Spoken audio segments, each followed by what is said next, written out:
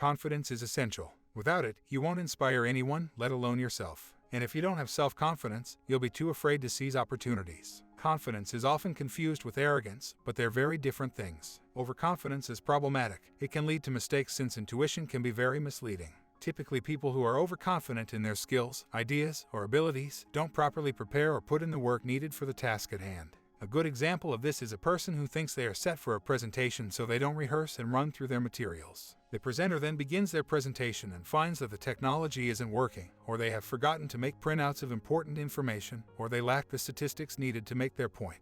Confidence in oneself and abilities is important. Overconfidence is detrimental. It's often the case that if we don't feel like we are good at something, we won't put in the effort to become good at it because it seems hopeless or impossible. The bigger problem with this is that we are basing whether or not we are good at something or capable of something based upon how easy it appears to be for others. What we are not accounting for is the effort others have put into being successful. This increases our underconfidence and undermines our desire to reach out to unfamiliar tasks and opportunities. One way to increase confidence and rate of success is to make adequate forecasts of the outcomes possible. Being able to analyze a situation and see possible outcomes allows you to have more confidence in your ability to be successful. For instance, if you are asked to write a document and asked when you can submit the final product, don't be overconfident and shortchange yourself on time. Think rationally about your schedule, how much time you can put into the paper, and then estimate the appropriate date that you will be able to turn in a well-written document.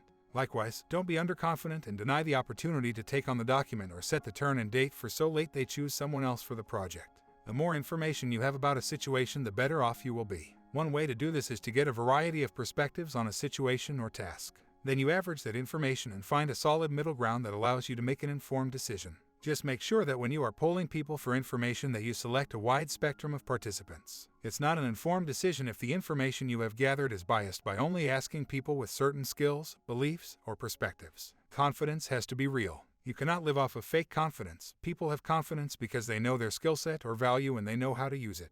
While some people get away with being con artists by pretending to know or be something that they are not, it is often short-lived. Most of the time, the people that seem mind-blowingly confident have that confidence because of their well-honed abilities. Talented athletes are not confident on accident. They are confident because they have put in the effort and have the capability to perform. Confidence can be established through strict guidelines. If you want people to believe in you and your abilities, then be transparent. Let them see what is happening and let them have a voice in the action. That doesn't mean each person gets to change things on a whim. It means you consider their knowledge just as you did when you were hedging your bet to become more confident. Set realistic goals that are measurable. Use forecasting to make sure that the timeline for achieving goals is realistic, and then execute them. Do not waffle on executing decisions and achieving goals. That does not inspire confidence if you back down instead of following through. If a better course of action needs to be taken, then be transparent about why you are changing direction.